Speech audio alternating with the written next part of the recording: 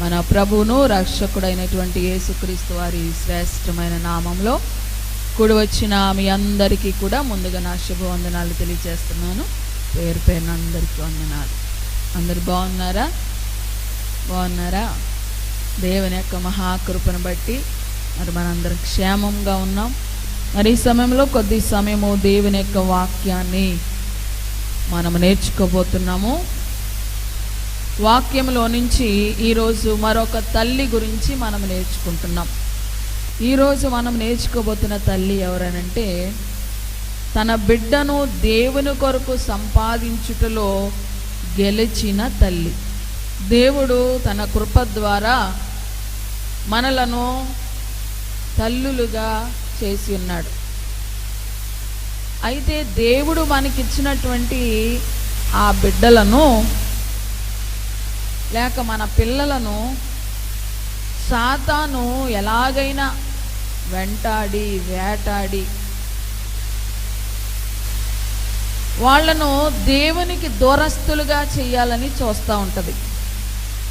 ఎవరు? అపవాది. మనకిచ్చినటువంటి పిల్లలు సాతాను చేతికి చిక్కకముందే, వాడి యొక్క ఉచ్చులలో చిక్కకముందే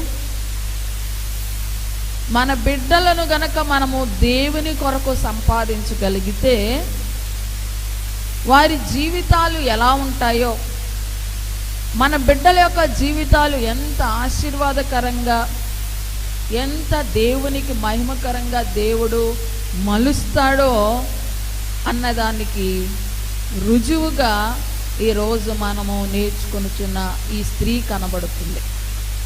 హల్లెలూయా. మన పిల్లలను దేవుని కొరకు మనము సంపాదించగలిగితే వాళ్ళ జీవితాలు ఎలా ఉంటాయో అన్నదానికి ఉదాహరణయే ఈరోజు మనం నేర్చుకోబోతున్న ఈ తల్లి. దేవునికి స్తోత్రం. సాధారణంగా మరి ప్రసవించిన తర్వాత ఆ తల్లుల్ని బాలింతలని పిలుస్తారు కదా. వాళ్ళు ఏం చేస్తారు? ఖచ్చితంగా పత్యం చేస్తారు. ప్రసవించిన తర్వాత కొన్ని నెలలు ఏం చేస్తారు? వాళ్ళు పత్యం చేస్తారు. ఒకవేళ వారు పత్యం చేయకోకుండా వాళ్ళకి నచ్చినవన్నీ తినేస్తే అది ఫస్ట్ ఎఫెక్ట్ ఎవరి మీద చూపిస్తుంది? అవునా కాదా? పిల్లల మీదే చూపిస్తుంది. చల్లటి వస్తువులు వాళ్ళు తింటే వాళ్ళకు రొంప పట్టే కన్నా ముందు ఎవరికి పడుతుంది? పిల్లలకు పడుతుంది. తినకూడదు ఏమైనా తినేస్తే మోషన్స్ ఎవరికి పట్టుకుంటాయి? అంటే పథ్యం తల్లి చేస్తుంది. ఆ పథ్యం చెయ్యకపోతే ఖచ్చితంగా ఆ ఎఫెక్టు పిల్లల మీద ఉంటుంది. కనుక ప్రసవించిన ప్రతి స్త్రీ, ప్రతి తల్లి ఏం చేస్తుంది? ఖచ్చితంగా కొన్ని నెలలు పథ్యం చేస్తుంది. దేవునికి మహిమ కలుగును గాక. ఆమేన్. శారీరకంగా ఆవిడకి ఇబ్బంది కలుగుతుందని తల్లి అంత పథ్యం చేసి అంత జాగ్రత్త తీసుకుంటుంది కదా. మరి ఆత్మ సంబంధంగా వారి జీవితాలు కూడా ఆశీర్వాదకరంగా ఉండాలి అనంటే ఖచ్చితంగా తల్లులు పథ్యము చెయ్యాలి. జీవితాంతము కూడా పిల్లలు ఒక మంచి స్థితిలో ఉండాలంటే, ఒక క్షేమకరమైన, ఒక ఆశీర్వాదకరమైన స్థితిలో పిల్లలు ఉండాలి అనంటే ఆ తల్లి ఏం చేయాలంటే ఖచ్చితంగా పథ్యం చేయాలి. అంటే ఈ పథ్యము శారీరక సంబంధమైనది కాదు, కానీ ఆత్మ సంబంధమైన పథ్యం చెయ్యాలి. దేవునికి స్తోత్రం. ఈ ఆత్మ సంబంధమైన పథ్యము దేనికి సాదృశ్యంగా కనబడుతుంది అనంటే మాదిరికరమైన జీవితానికి సాదృశ్యంగా కనబడుతుంది. హల్లెలూయా. అంటే తల్లులు ఖచ్చితంగా ఒక మాదిరికరమైన జీవితాన్ని జీవించాలి. ఆ మాదిరికరమైన ఆ జీవితము పిల్లల మీద ఖచ్చితంగా ప్రభావము చూపిస్తుంది. దేవునికి మహిమ కలుగును గాక. ఆమేన్. హల్లెలూయా. అలాగా ఒక మాదిరికరమైన జీవితము జీవించి తన బిడ్డకు ఒక మంచి మంచి ఆశీర్వాదకరమైన స్థితిని, ఒక మంచి పేరు తెచ్చుకునేటువంటి స్థితిని ఆ తల్లి కలుగజేసింది. హల్లెలూయా. ఆ తల్లి ఎవరు అనంటే యూనీకే. ఎవరు చెప్పండి? యూనీకే. ఎవరు యూనీకే? తిమోతి అన్న పేరు విన్నారు కదా, పౌలు గారి శిష్యుడైనటువంటి తిమోతి యొక్క తల్లి. ఆ తల్లి పేరు ఏంటంటే యూనీకే. ఆమె పేరు ఎక్కడ ప్రస్తావించబడింది మొట్టమొదటిగానంటే 2వ తిమోతి 1వ అధ్యాయము 5వ వచనంలో మనకి కనిపిస్తుంది ఆమె పేరు. ఆ విశ్వాసము మొదట నీ అవ్వ అయిన లోయిలోను, నీ తల్లి అయిన యూనీకేలోను వసించెను. దేవునికి స్తోత్రం. ఇక్కడ తిమోతి గురించి మాట్లాడుతున్నారు కదా, తిమోతికి రాసిన పత్రిక కదా ఇది. తిమోతితో చెప్తున్నారు పౌలు గారు, ఇదిగో నీలో ఉన్న ఆ విశ్వాసము మొదట ఎవరిలో ఉంది? నీ అవ్వ అయిన లోయిలోను, తర్వాత నీ తల్లి అయిన యూనీకేలోను ఉన్నది. దేవునికి స్తోత్రం. అంటే తిమోతి తల్లి పేరు ఏంటి? యూనీకే. దేవునికి మహిమ కలుగునుగాక. ఆమేన్. మనకి అపోస్తుల కార్యములు 16వ అధ్యాయము 2వ వచనములో చూస్తే తిమోతి గురించి అక్కడ రాస్తారు.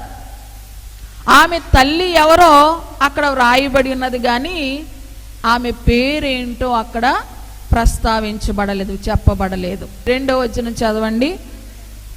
అతడు లుస్త్రాలోను యుకోనియాలోను ఆ సహోదరుల వలన మంచి పేరు పొందినవాడు. అతడు విశ్వసించిన యూదురాలి కుమారుడు. దేవునికి మహిమ కలుగునుగాక. ఆమె యూనీకే ఎవరు అనంటే ఒక యూదురాలు. ఎవరు చెప్పండి? యూదురాలు. ఆ యూదురాలు విశ్వసించినది అనేటువంటి మాట కూడా మనకు అక్కడ కనిపిస్తుంది. అతని తల్లి గురించి అక్కడ చెప్పబడ్డారు, కానీ ఆమె పేరు అక్కడ వ్రాయబడల. ఆమె పేరు ఎక్కడ కనిపించింది అనంటే 2వ తిమోతి పత్రికలో 1వ అధ్యాయం 5వ వచనంలో మనకు కనిపించింది. దేవునికి మహిమ కలుగునుగాక. అయితే ఈ యూనీకే తిమోతి అనే ఈ యవనస్తుని ప్రభు సేవ కొరకు, ప్రభు మహిమ కొరకు సిద్ధపరిచినటువంటి తల్లిగా మనకిక్కడ కనిపిస్తూ ఉంది. దేవునికి మహిమ కలుగునుగాక.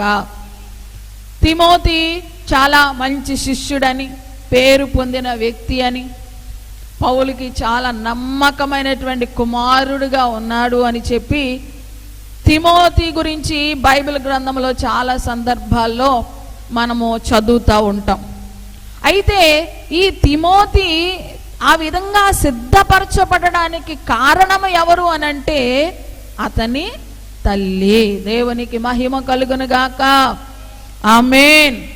అంటే ఆమె తన కుమారుని ఆ విధంగా సిద్ధపరచుటలో చాలా చక్కగా వ్యవహరించిందనమాట.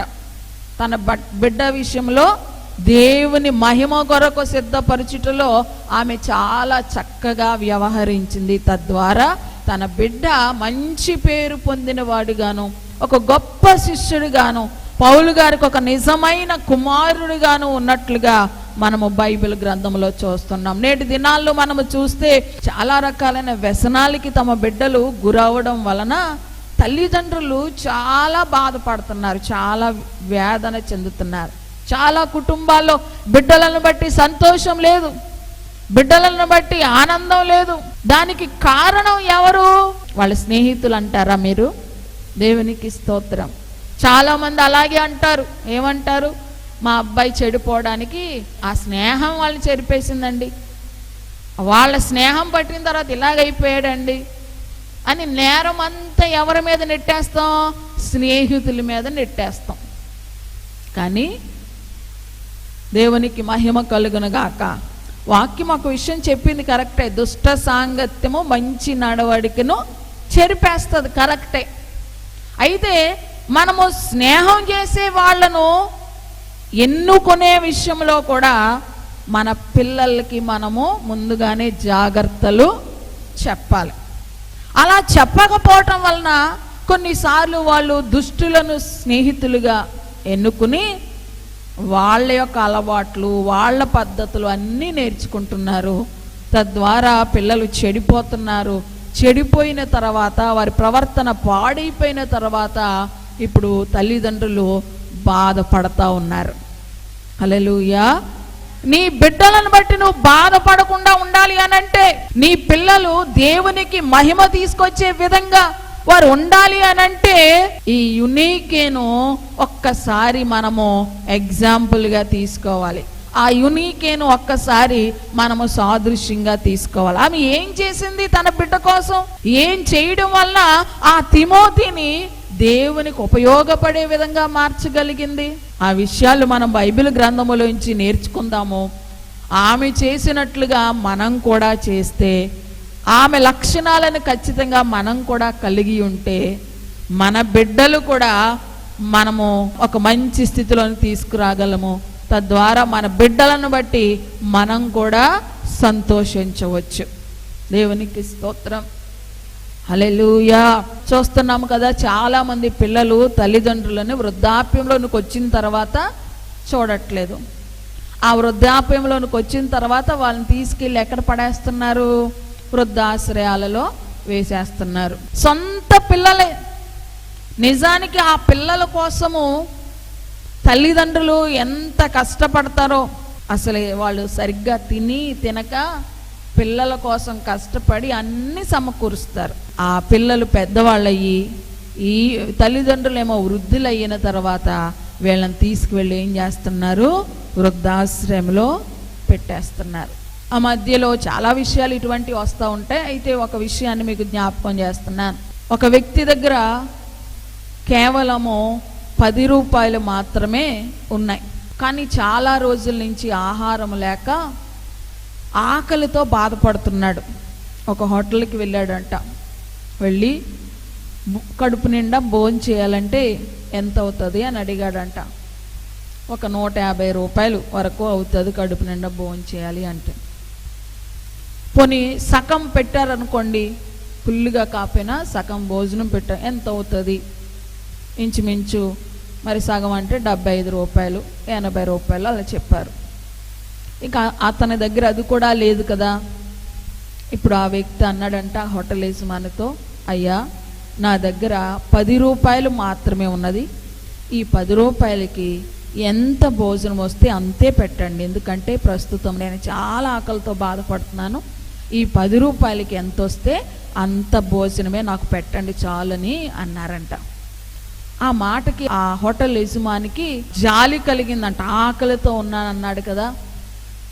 వెంటనే అతడు ఏం చేశాడంట, ఆ హోటల్లో ఉన్న అన్ని వెరైటీస్ ఉంటాయి కదా, ఆ వెరైటీస్ అన్నీ కూడా తెప్పించి ఇతనికి కడుపు నిండా భోజనం పెట్టండి, ఎంత కావాలంటే అంత భోజనం పెట్టండి అని చెప్పి హోటల్ యజమాని చెప్పి ఆ దగ్గరుండి భోజనం పెట్టేస్తున్నాడంట.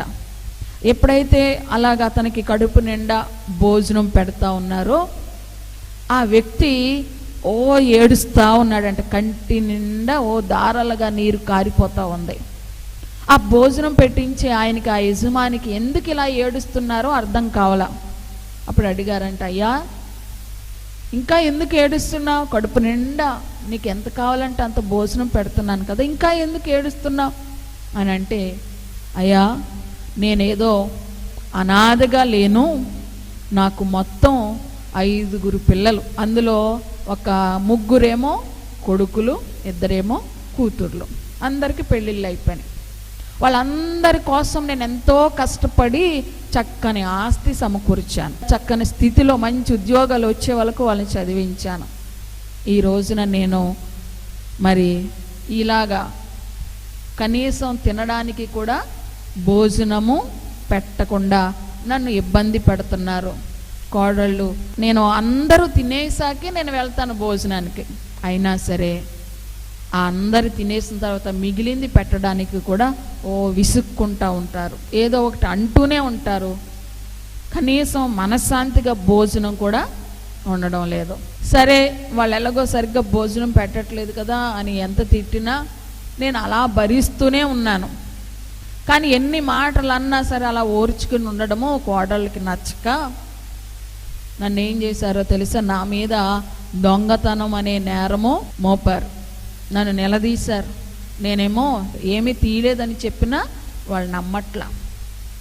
ఇక నన్ను ఇంట్లోంచి వెళ్ళగొట్టడానికే ఇలా ప్రయత్నం చేస్తున్నారని నాకు అర్థమయ్యి ఇంకా వాళ్ళు నా మీద చేయి చేసుకునే స్థితి రాకముందే వెళ్ళిపోవడం మంచిదని చెప్పి బయటకు వచ్చేసాను. చూడండి, చాలామంది అటువంటి వేదన అనుభవిస్తూ ఉన్నారు. కూతుర్ల దగ్గరికి వెళ్ళినా వాళ్ళు కూడా అలాగే చూడక ఇప్పుడు రోడ్డున పడ్డాడు, చాలా దినాలు భోజనం లేక బాధపడుతున్నారు.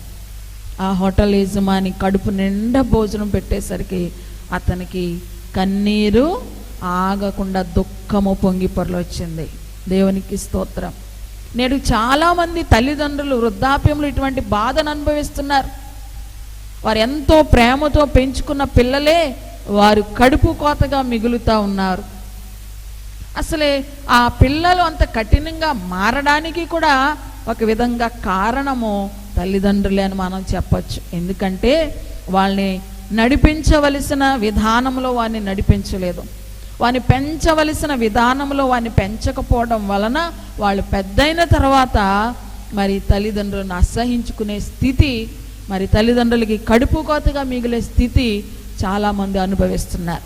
మనకు అటువంటి స్థితి రాకుండా ఉండాలి అనంటే ఈ యూనికే చేసినటువంటి పనులు మనం కూడా చేయాలి. ఈ యూనికేను మనము మాదిరిగా ఉంచుకోవాలి. ఖచ్చితంగా ఈమె తన కుమారుడు, తన బిడ్డ అయినటువంటి తిమోతిని దేవుని కొరకు సంపాదించుటలో గెలిచిన స్త్రీగా మిగిలింది. దేవునికి స్తోత్రం. ఆమెలో ఉన్న లక్షణాలు ఏంటి అని అంటే, మొట్టమొదటిగా మనము చూస్తే ఇప్పుడే మనం చదువుకున్నాం కదా, 2 తిమోతి 1 అధ్యాయం 5వ వచనంలో ఆమెలో ఉన్న మొదటి లక్షణం ఏంటంటే నిష్కపటమైన విశ్వాసము కలిగి ఉన్నది. దేవునికి స్తోత్రం. ఈ 5వ వచనంలో మనకి కనిపిస్తుంది కదా, నీ అందున్న నిష్కపటమైన విశ్వాసమును జ్ఞాపకము చేసుకుని నా పితురాచార ప్రకారము నిర్మలమైన మనస్సాక్షితో నేను సేవించుచున్న దేవుని ఎడల కృతజ్ఞుడనై ఉన్నాను. ఆ విశ్వాసము మొదట నీ అవ్వ అయిన లోయిలోను నీ తల్లి అయిన యూనికేలోను వసించెను. అది నీ యందు సహా వసించుచున్నదని నేను రూఢిగా నమ్ముచున్నాను. దేవునికి స్తోత్రం. పౌలు గారు తిమోతిలో విశ్వాసాన్ని చూశారు. ఆ విశ్వాసం ఎటువంటి విశ్వాసం అంట? నిష్కళంకమైన విశ్వాసం. అంటే కళంకము లేని విశ్వాసం, యథార్థమైన విశ్వాసం తిమోతిలో పౌలు గారు గుర్తించారు. గుర్తించి ఇప్పుడు అంటున్నారు, నీలో ఉన్నటువంటి ఆ నిష్కపటమైన విశ్వాసం మొదట నీ అవ్వ అయిన లోయిలో ఉంది, తర్వాత నీ తల్లి అయిన యూనికేలో ఉంది. యూనికేలో ఏ విశ్వాసం ఉందంట? నిష్కపటమైన విశ్వాసం. దేవునికి మహిమ కలుగును గాక. ఆమేన్. మరి అటువంటి విశ్వాసం మనలో ఉన్నదా? తల్లిలో ఉన్న ఆ విశ్వాసమే కుమారుడైన తిమోతిలో కూడా ఉన్నది. మనం ఒక విషయాన్ని గమనించాలి. ఇక్కడ మనలో ఉన్న విశ్వాసము మన పిల్లలలోనికి వెళ్తుంది. అసలు యూనికేలోకి ఆ విశ్వాసం ఎవరిలో నుంచి వచ్చింది? అక్కడే ఉంది. అంటే ఆమె తల్లి అయిన లోయిలో నుంచేమో యూనికేలోకి వస్తే, యూనికేలో నుంచి తిమోతిలోకి వచ్చింది. అంటే ఒక తల్లి కలిగి ఉన్నటువంటి విశ్వాసము ఖచ్చితంగా బిడ్డల్లోనికి వస్తుంది. కాబట్టి మొట్టమొదటిగా మనము విశ్వాసము కలిగి ఉండాలి. నిష్కళంకమైన విశ్వాసం, కళంకము లేని విశ్వాసం. అయితే నేడు చాలా మంది ఇటువంటి కళంకము లేని విశ్వాసం ఉండటం లేదు. కళంకముతో కూడిన విశ్వాసం అంటే వాళ్ళ విశ్వాసం ఎలా ఉంటుందంటే, దేవుని దగ్గర నుంచి ఏదో శరీర సంబంధమైనవి ఆశిస్తూ విశ్వసిస్తున్నారే తప్ప నిజముగా దేవుని యందు సరైనటువంటి కళంకము లేని విశ్వాసము చాలా మందిలో ఉండడం లేదు. అంటే కొంతమంది విశ్వాసం ఎలా ఉంటుందంటే, దేవుణ్ణి నమ్ముకుంటే ఏ కష్టాలు ఉండవు, దేవుణ్ణి నమ్ముకుంటే మంచి ఇల్లు కట్టుకోవచ్చు, దేవుణ్ణి నమ్ముకుంటే మనము బైక్ కొనుక్కోవచ్చు, లేకపోతే కార్లు కొనుక్కోవచ్చు, దేవుణ్ణి నమ్ముకుంటే నా రోగం తగ్గిపోతుంది, దేవుణ్ణి నమ్ముకుంటే నాకు అది వస్తుంది ఇది వస్తుంది అనే చాలామంది దేవుని యందు విశ్వసిస్తున్నారు. ఇది ఏ విశ్వాసం అంటే కళంకముతో కూడిన విశ్వాసం, ఏదో దేవుని దగ్గర నుంచి ఆశించి నమ్మే విశ్వాసం ఇది. ఈ విశ్వాసం మనము కలిగి ఉండకూడదు. కరెక్టే, దేవుణ్ణి నమ్ముకుంటే ఆయన ఆశీర్వదిస్తాడు మనల్ని, ఆయన మనల్ని దీవిస్తాడు, కరెక్టే. కానీ వాటి కొరకు దేవుణ్ణి మనం విశ్వసించకూడదు. దేవునికి మహిమ కలుగును గాక. ఆమేన్. మన విశ్వాసము కళంకము లేనిదై ఉండాలి. మన విశ్వాసం ఎలా ఉండాలంటే యేసే ప్రభు అని ఒప్పుకునే విధంగా మనం నమ్మాలి. యేసే ప్రభు అని నమ్మాలి. ఆయన మన పాపముల కొరకు రక్తము కార్చాడని నమ్మాలి. ఆయన నమ్ముకుంటే నిత్య జీవం ఇస్తాడని నమ్మాలి. అందుకొరకు దేవుణ్ణి నమ్మాలి. నిత్య జీవం పొందుకొనుట కొరకు, మన పాపములు క్షమించబడి మనకి రక్షణ వస్తుంది యేసయ్యను నమ్ముకుంటే అనే నమ్మకముతో ప్రభువుని మనం విశ్వసించాలి. అది కళంకము లేని విశ్వాసం. కానీ ఏదో ఇహలోక సంబంధమైన మేలుల కోసం విశ్వసిస్తే మాత్రం అది కళంకముతో నిండిన విశ్వాసం. హల్లెలూయా. దేవుణ్ణి మనం విశ్వసిస్తున్నాం, దేవుణ్ణి మనం నమ్ముతున్నాము, కానీ ఏదో ఆశించి నమ్ముతున్నాము, కానీ నిజముగా ఆయన ప్రభువని, మన పాపముల కొరకు రక్తము చిందించాడని, ఆయన నమ్ముకుంటే మన పాపాలకు క్షమాపణ కలుగుతుందని, ఆయన నమ్ముకుంటే నిత్య జీవరాజ్యము వెళ్తామని చెప్పి నిత్య జీవము కొరకు నమ్ముకోవట్లేదు చాలా మంది. అందుకనే నీలో ఏ విశ్వాసం ఉందో అదే నీ పిల్లల్లోనికి వెళ్తుంది. కాబట్టి తల్లిగా మొట్టమొదటిగా నీలో ఏ విశ్వాసం ఉండాలి అనంటే నిష్కళంకమైన విశ్వాసం. దేవునికి స్తోత్రం. ఇంకో విధంగా మనం చెప్పాలంటే మన భక్తి జీవితము ఖచ్చితంగా మన పిల్లల మీద ప్రభావం చూపిస్తుంది. మొదట్లోనే నేను మీకు చెప్పాను కదా, తల్లి ఒక మాదిరికరమైన జీవితం జీవిస్తే ఆ మాదిరిని పిల్లలు మాదిరిగా చేసుకుంటారు. ప్రభువుని విశ్వసించానని చెప్పి నీవు కొన్ని చెడ్డ పనులు చేస్తున్నావు అనుకో, లేక టీవీ చూస్తున్నావు అనుకో, లేక ఇంకో అబద్ధాలు ఆడుతున్నావు అనుకో, నీ పిల్లలు కూడా అదే స్థితిలోనికి వస్తారు. గుర్తుపెట్టుకోవాలి. హల్లెలూయా. గుళ్ళోకి వచ్చినప్పుడు భక్తి చేసేసి ఇంటికి వెళ్ళి చక్కగా టీవీ దగ్గర కూర్చున్నాం అనుకోండి, పిల్లలు కూడా ఏం నేర్చుకుంటారు? అదే నేర్చుకుంటారు. హల్లెలూయా. గుడిలో మాత్రమే భక్తి వాళ్ళు నేర్చుకుంటారు, ఇంటికి వెళ్ళేసరికి మరలా అదే పనులు. ఎందుకంటే పిల్లలు నిన్ను గమనిస్తారు. దేవునికి స్తోత్రం. హల్లెలూయా. మనం కొన్ని చూస్తూ ఉంటాం. ఏంటంటే తల్లులు సాధారణంగా ఇంట్లో ప్రార్థన చేసుకున్నప్పుడు చక్కగా ముసుకేసుకుని మోకాళ్ళు వేసి ప్రార్థన చేస్తూ ఉంటారు. అలా చేసినప్పుడు మనం కొంతమంది పిల్లల్ని చూస్తాం కదా, వాళ్ళు కూడా ఏదో చిన్న క్లాత్ తెచ్చేసుకుని ముసుకేసేసుకుని మోకాళ్ళ మీద ఉండి ఏం చేస్తారు? ప్రార్థన చేస్తారు. అసలు వాళ్ళకి ప్రార్థన చేయటమే రాదు, కానీ వాళ్ళకి వచ్చినట్లుగానే చేసేస్తారు. అది ఎక్కడ నేర్చుకుంటారు? ఎవరిని చూసి నేర్చుకుంటారు? హల్లెలూయా. ఇంటిలో తల్లి ప్రార్థన చేస్తూ ఉంటే ఖచ్చితంగా పిల్లలు కూడా ఆ ప్రార్థన నేర్చుకుంటారు. బైబిల్ చదవడం తల్లి చేస్తూ ఉంటే ఖచ్చితంగా పిల్లలు కూడా బైబిల్ చదువుతారు. తల్లులు టీవీలు చూస్తూ ఉన్నారనుకోండి, పిల్లలు కూడా. హల్లెలూయా. దేవునికి మహిమ కలుగును గాక. మీ పిల్లలకి మీరే మొదటి గురువు కదా.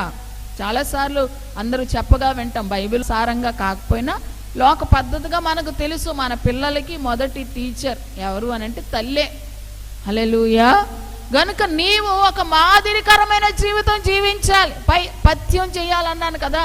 పథ్యం అంటే ఏంటి? తినకూడనివి తినకూడదు, తినవలసినవి తినాలి. అలాగే ఆత్మీయ పథ్యం నువ్వు చెయ్యాలి. చెయ్యకూడనివి నువ్వు చేయకూడదు, చెయ్యవలసినవి నువ్వు చేస్తే అది నీ పిల్లలకు ఒక మాదిరిగా ఉండి నీ పిల్లల్ని ఒక మంచి స్థితిలోనికి తీసుకొస్తుంది. దేవునికి స్తోత్రం. హల్లెలూయా. కనుక మనము జ్ఞాపకం చేసుకోవాలి. ఎవరు ఈ యూనికే అనంటే విశ్వాసము కలిగిన స్త్రీ, నిష్కళంకమైన విశ్వాసం కలిగిన స్త్రీ. కనుక తన కుమారునిలోనికి కూడా ఆ నిష్కళంకమైన విశ్వాసం వచ్చింది. అది పౌలు గారు గమనించి చెప్తున్నారు కదా, ఖచ్చితంగా నీ తల్లిలోను నీ అవ్వలోనున్న విశ్వాసం ఖచ్చితంగా నీలో కూడా వసిస్తుంది. దేవునికి మహిమ కలుగునగాక. ఆమేన్. మన పిల్లలకు ఒక మంచి భవిష్యత్తు, ఒక ఆశీర్వాదకరమైన జీవితం మనము జీవించాలి అని అంటే మొట్టమొదటి లక్షణం ఏంటో తెలుసా? మనము కలిగి ఉండవలసిన లక్షణము నిష్కపటమైన విశ్వాసం. రెండవది మనము చూస్తే అపోస్తుల కార్యములు 16వ అధ్యాయం 2వ వచనము మరొకసారి మనము చదువుకుందాం. లుస్త్రాలోను ఇకోనియాలోను ఉన్న సహోదరుల వలన మంచి పేరు పొందినవాడు. మొదటి వచనం కూడా చదువుదాం. పౌలు దెర్బేకును లుస్త్రాకును వచ్చెను. అక్కడ తిమోతి అను ఒక శిష్యుడుండెను. అతడు విశ్వసించిన ఒక యూదురాలి కుమారుడు. అతని తండ్రి గ్రీసు దేశస్థుడు. హల్లెలూయా. ఈ యూనికే ఎవరంట? యూదురాలు అంటే ఒక విధంగా క్రైస్తవురాలు, విశ్వసించిన యూదురాలు అన్నది. ఆ యూదులలో నుంచి క్రీస్తుని విశ్వసించిన ఒక యూదురాలు ఈ యూనికే. ఈమె యూదురాలే, ఈమె క్రీస్తుని విశ్వసించిందే. కానీ ఆమె భర్త ఎవరు, లేక తిమోతి తండ్రి ఎవరు అంట? గ్రీసు దేశస్థుడు. హల్లెలూయా. గ్రీసు దేశస్థుడు అంటే అన్యులు, దేవుణ్ణి ఎరగనటువంటి వారు. ఈ విశ్వసించిన యూదురాలు ఒక గ్రీసు దేశస్థుడిని వివాహం చేసుకుంది, లేక ఒక అన్యుడిని వివాహం చేసుకుంది. దేవుని గురించి, దేవుని ప్రేమ గురించి తెలియక అన్యుడుగా ఉన్న గ్రీసు దేశస్థుడిని వివాహం చేసుకుంది. దేవునికి స్తోత్రం. అయితే తండ్రి గ్రీసు దేశస్థుడైనా ఒక అన్యుడైనా సరే రెండవ అంశం ఏంటో తెలుసా?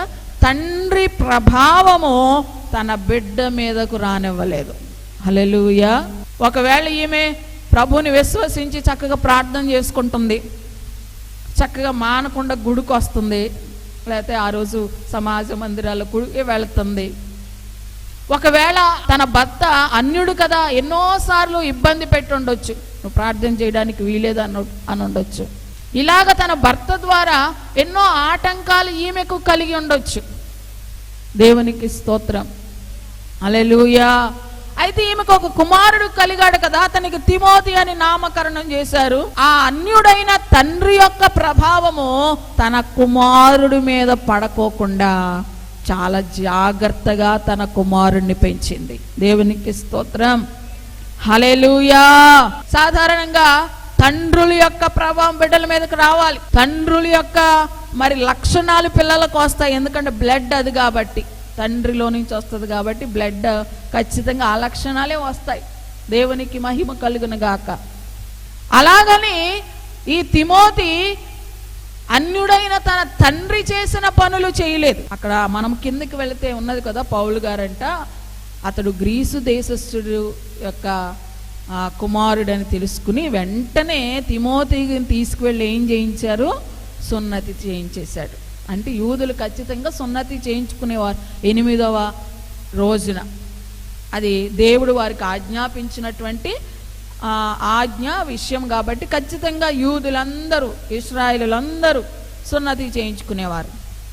అయితే పౌలు గారు ఈ తిమోతి గ్రీసు దేశస్థుని యొక్క కుమారుడని తెలియగానే ఏం చేశాడంట? ఇతన్ని తీసుకుని వెళ్ళి సున్నతి చేయించాడు. దేవునికి మహిమ కలుగును గాక.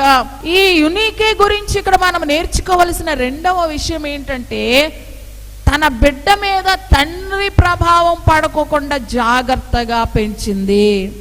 అన్ని ఆచారాలు ఆచరించుకోకుండా, తండ్రి చేసినట్లుగా విగ్రహారాధన చేయకోకుండా ఈమె ఏం చేసిందంటే తన బిడ్డను కాపాడుతూ తన బిడ్డలోనికి తను విశ్వసించుచున్న దేవుని గురించి ఎక్కువగా చెప్పి తన బిడ్డను దేవుని మార్గములో నడిపించింది. దేవునికి స్తోత్రం.